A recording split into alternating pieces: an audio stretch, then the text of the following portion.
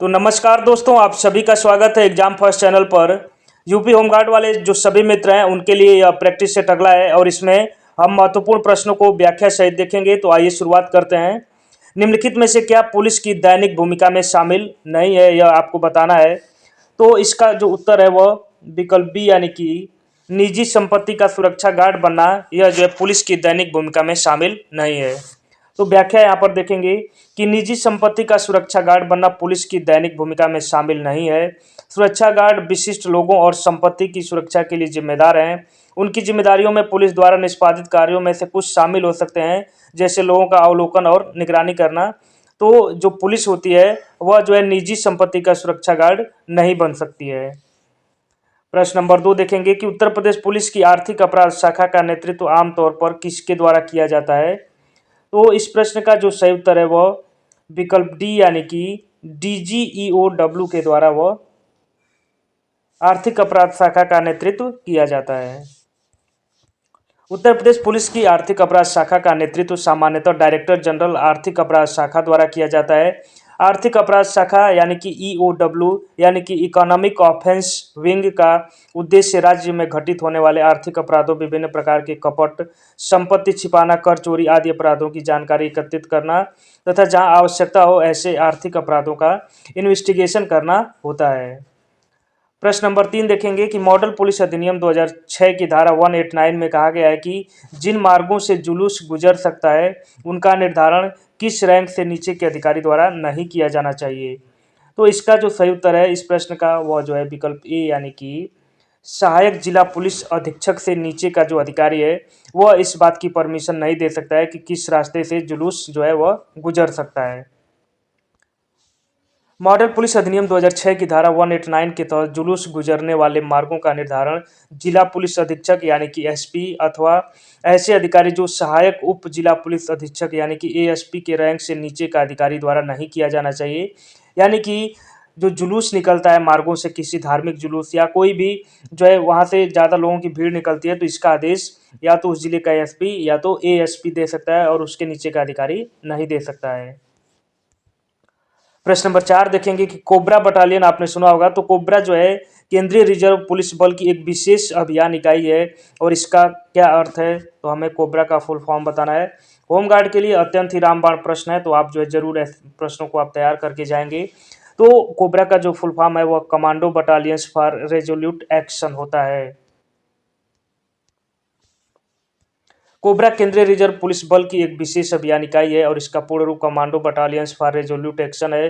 Cobra की स्थापना 12 सितंबर 2008 को हुई थी और इसका आदर्श वाक्य युद्ध में वीरों की जीत है। कोबरा को गुरिल्ला युद्ध और जंगल युद्ध में प्रशिक्षित किया जाता है और इस कोबरा बटालियन को भारत में नक्सली माओवाद विद्रोह से निपटने के लिए बनाया गया था। उत्तर प्रदेश पुलिस की टैगलाइन क्या है, बहुत महत्वपूर्ण प्रश्न। तो इस प्रश्न का जो सही उत्तर है वह जो है विकल्प डी यानी कि सुरक्षा आपकी संकल्प हमारा उत्तर प्रदेश पुलिस की टैगलाइन है। तो यह जो है यूपी पुलिस होमगार्ड सभी परीक्षाओं के लिए बहुत ही महत्वपूर्ण है। तो उत्तर प्रदेश पुलिस की टैगलाइन सुरक्षा आपकी संकल्प हमारा यानी कि योर प्रोटेक्शन आवर प्लेज। प्रश्न नंबर 6 देखेंगे कि UPSSF का पूरा नाम बताएं। तो इस प्रश्न का जो सही उत्तर है साथियों यह विकल्प डी यानी कि Uttar Pradesh special security force. UPSSF का पूरा नाम Uttar Pradesh special security force है। UPSSF का गठन उत्तर प्रदेश विशेष सुरक्षा बल अधिनियम 2020 के अंतर्गत उत्तर प्रदेश सरकार द्वारा 26 जून 2020 को हुआ। यह उत्तर प्रदेश में महत्वपूर्ण सरकारी भवनों, हवाई अड्डों, मेट्रो रेल नेटवर्क और अन्य संवेदनशील और महत्वपूर्ण प्रतिष्ठानों की सुरक्षा के लिए एक विशेष पुलिस बल है। प्रश्न नंबर 7 देखेंगे कि निम्नलिखित में से कौन उत्तर प्रदेश राज्य में सर्वोच्च रैंकिंग वाला पुलिस अधिकारी है। तो यहाँ पर हमें क्रम बताना है कि कौन जो है सर्वोच्च रैंकिंग वाला पुलिस अधिकारी है वह राज्य के स्तर पर। तो इसका जो सही उत्तर होगा वह जो है विकल्प ए यानी कि DGP जो होता है वह राज्य स्तर पर पुलिस विभाग का सर्वोच्च अधिकारी होता है। उत्तर प्रदेश राज्य में सर्वोच्च रैंकिंग वाला पुलिस अधिकारी DGP यानी कि पुलिस महानिदेशक होता है, जिसे डायरेक्टर जनरल ऑफ पुलिस कहा जाता है। प्रश्न नंबर 8 देखेंगे कि निम्नलिखित में से कौन सा भारत में पुलिस विभाग का सर्वोच्च सम्मान है।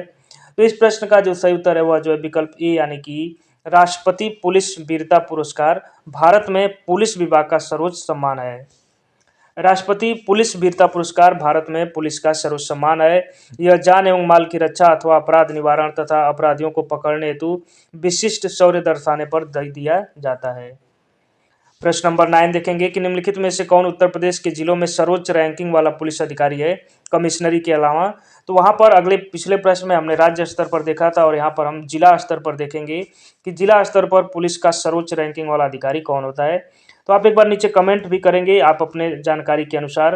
तो यहाँ पर जो विकल्प डी यानी कि एसपी जो होता है वह जिला स्तर का सर्वोच्च पुलिस रैंक का अधिकारी होता है। यहाँ पर एसपी यानी कि पुलिस अधीक्षक उत्तर प्रदेश के जिलों में सर्वोच्च रैंकिंग वाले पुलिस अधिकारी हैं।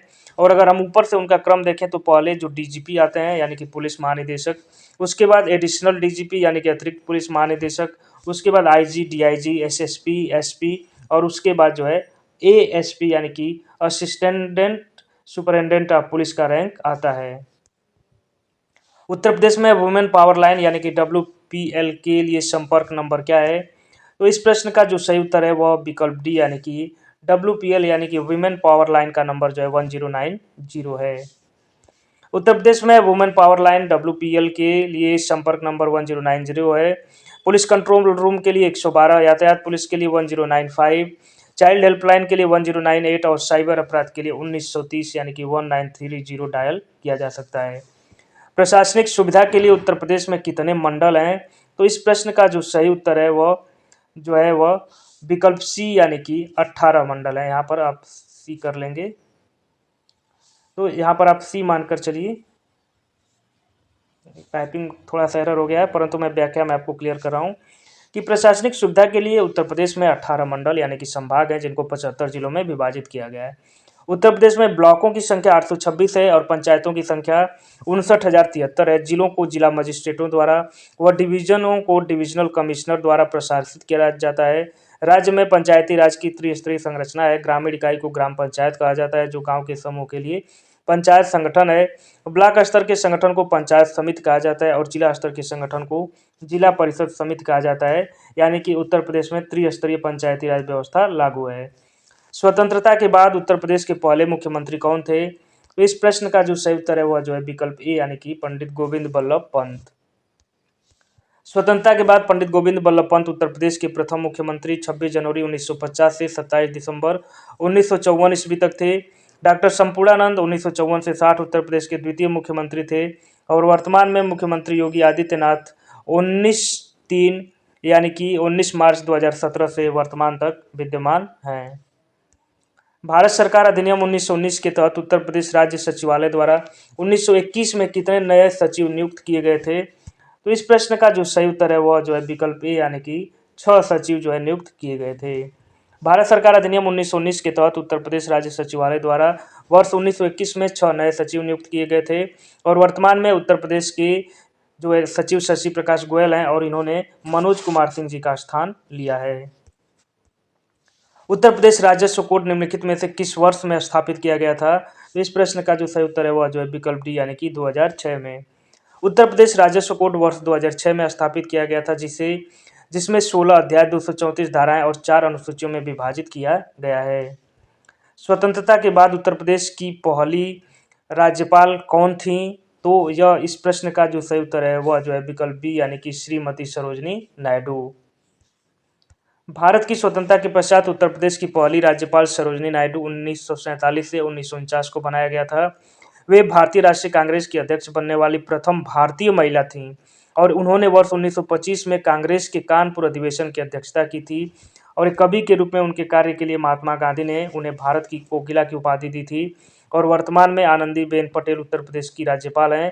तो फैक्ट से आप देख सकते हैं सरोजनी नायडू के बारे में कि सरोजनी नायडू भारतीय राष्ट्रीय कांग्रेस की अध्यक्ष बनने वाली प्रथम भारतीय महिला थीं।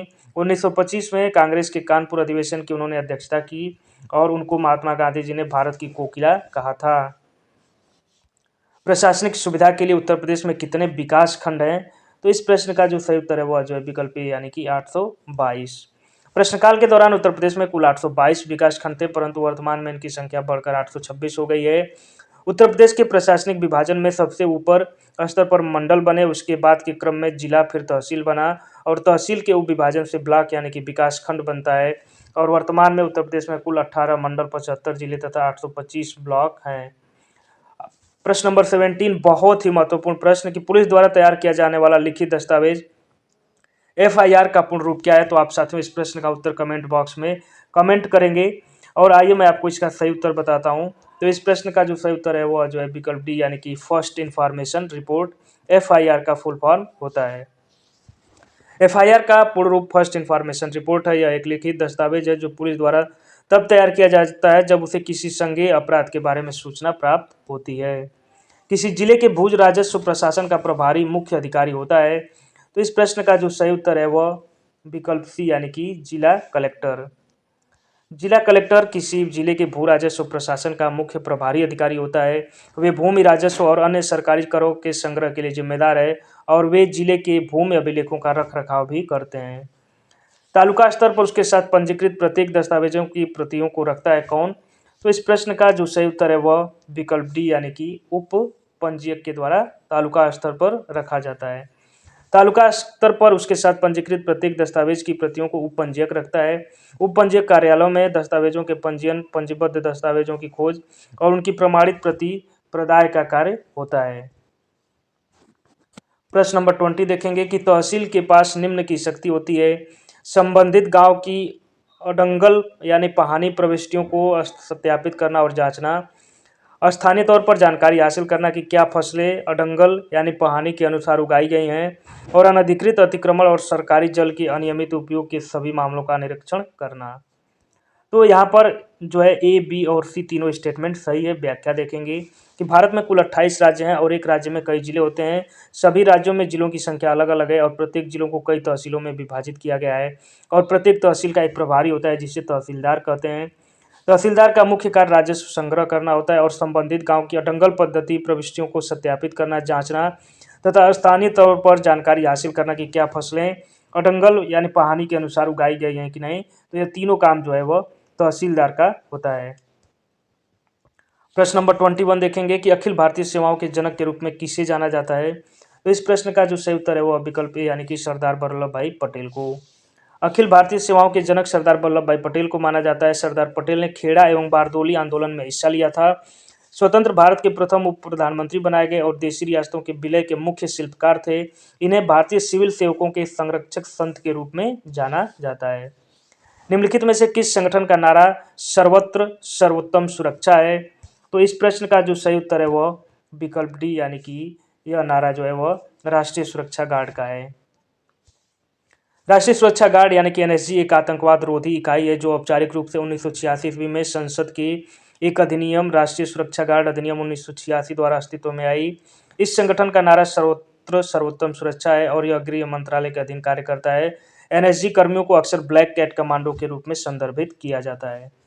भारतीय वन सेवा की तीसरी अखिल भारतीय सेवा के रूप में किस वर्ष में स्थापित किया गया था। तो इस प्रश्न का जो सही उत्तर है वह विकल्प बी यानी कि 1966 में। अखिल भारतीय सेवाएं वे सेवाएं हैं जो राज्य व केंद्र सरकारों में समान होती हैं। इन सेवाओं के सदस्य राज्य व केंद्र सरकार के अधीन शीर्ष पदों यानी कि महत्वपूर्ण पद पर होते हैं तथा बारी बारी से अपनी सेवाएं देते हैं। वर्तमान में 3 अखिल भारतीय सेवाएं हैं। IAS यानी कि भारतीय प्रशासनिक सेवा, भारतीय पुलिस सेवा यानी कि IPS और भारतीय वन सेवा यानी कि IFS। वर्ष 1966 में भारतीय वन सेवा को तीसरी अखिल भारतीय सेवा के रूप में स्थापना की गई थी। निम्नलिखित में से किन्हें कार्मिक और प्रशिक्षण विभाग द्वारा नियंत्रित व पर्यवेक्षित नहीं किया जाता है। कर्मचारी चयन आयोग, केंद्रीय सतर्कता आयोग और केंद्रीय जांच ब्यूरो। तो इस प्रश्न का जो सही उत्तर है वह जो है विकल्प ए यानी कि P, Q और R यानी कि इनमें से किसी को भी जो है कार्मिक और प्रशिक्षण विभाग द्वारा नियंत्रित नहीं किया जाता है। कर्मचारी चयन आयोग, केंद्रीय सतर्कता आयोग तथा केंद्रीय जांच ब्यूरो को कार्मिक और प्रशिक्षण विभाग द्वारा नियंत्रित या पर्यवेक्षित नहीं किया जाता है। कार्मिक और प्रशिक्षण विभाग भारतीय प्रशासनिक सेवा और अन्य अखिल भारतीय सेवाओं और केंद्रीय सेवाओं के लिए प्रशिक्षण प्रदान करता है। कार्मिक एवं प्रशिक्षण विभाग सरकार के सजग प्रहरी के रूप में कार्य करता है और यह सुनिश्चित करता है कि स्वीकृत मानक और मानदंडों का पालन किया जाए। अगला प्रश्न देखेंगे कि भारत सरकार में शीर्षस्थ कार्यकारी अधिकारी और सबसे वरिष्ठ लोक सेवक है कौन। तो इस प्रश्न का जो सही उत्तर है वह जो है विकल्प सी यानी कि कैबिनेट सचिव। कैबिनेट सचिव भारत सरकार में शीर्षस्थ कार्यकारी अधिकारी और सबसे वरिष्ठ लोक सेवक हैं। भारत के कैबिनेट सचिव भारत के सर्वोच्च कार्यकारी अधिकारी और वरिष्ठ सरकारी अधिकारी। सिविल सेवा बोर्ड, कैबिनेट सचिवालय, भारतीय प्रशासनिक सेवा के अध्यक्ष और भारत सरकार के नियमों के तहत सभी सिविल सेवाओं के प्रमुख होते हैं। निम्नलिखित को उच्चतम से निम्नतम पद के क्रम में लगाएं। कैबिनेट सचिव, संभागीय आयुक्त, कलेक्टर और प्रमुख सचिव। तो इस प्रश्न का जो सही उत्तर है वह विकल्प डी यानी कि ए, डी, बी और सी। तो क्रम देखेंगे कि पहले जो है उच्चतम से न्यूनतम पद जो है यानी कि सबसे पहला पद जो है कैबिनेट सचिव का आएगा, उसके बाद प्रमुख सचिव, संभागीय आयुक्त और उसके बाद कलेक्टर का पद आता है। भारतीय सेना का वह एकमात्र अधिकारी कौन है जिसे फील्ड मार्शल की पदवी के बराबर 5 स्टार यानी कि 5 सितारा श्रेणी पर पदोन्नत किया गया? तो इस प्रश्न का जो सही उत्तर है वह विकल्प सी यानी कि अर्जन सिंह। भारतीय वायुसेना के अर्जन सिंह को फील्ड मार्शल की पदवी के बराबर 5 सितारा श्रेणी पर पदोन्नत किया गया है और इनका निधन हाल ही में हो गया और यह 1965 के भारत पाकिस्तान युद्ध में शामिल थे। निम्नलिखित को शीर्ष से तल तक उनके पदक्रम के अनुसार लिखें। पुलिस उपाधीक्षक, अपर पुलिस उपाधीक्षक, पुलिस अधीक्षक और पुलिस उप महानिरीक्षक। तो इस प्रश्न का जो सही उत्तर है वह विकल्प डी यानी कि DCBA।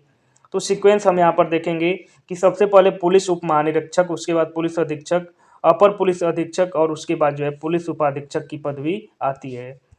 तो इस तरह से दोस्तों हमने होमगार्ड के लिए पूरा यहाँ पर 28 प्रश्नों को देखा, व्याख्या सहित देखा। तो जो भी साथी होमगार्ड की तैयारी कर रहे हैं, चैनल पर नए हैं, पहली बार जुड़ रहे हैं, वह इसी तरह का जो प्रैक्टिस सेट है आपको व्याख्या सहित दिया जाएगा। तो आप जो है प्लीज़ इस प्रैक्टिस सेट को आप अच्छे से लगाएं, रिवीजन करें अपना। तो आप सभी साथियों का बहुत बहुत धन्यवाद। नमस्कार।